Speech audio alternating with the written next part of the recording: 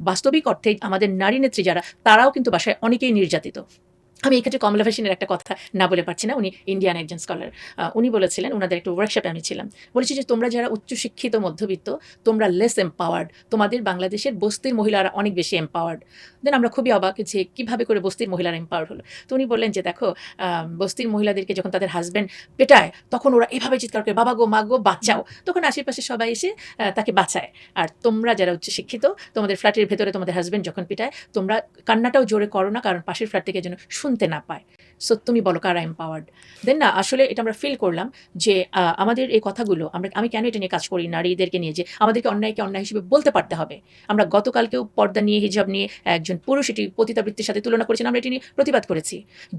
যখন ধর্ষণ হয় সেটি নিয়ে আমরা প্রতিবাদ করি। নারী সংগঠনের কথা বলেছি শুধুমাত্র নারী ইস্যু নিয়ে না। আমরা হাদিকে যেভাবে হত্যা করা হয়েছে, আমরা সম্মিলিত নারী প্রয়াস দিনের পর দিন আমরা মানববন্ধন করেছি। আমরা প্রতিবাদ যেখানে হচ্ছে ঢাকা শাহবাগে, সেখানেও আমরা অ্যাটেন্ড করছি।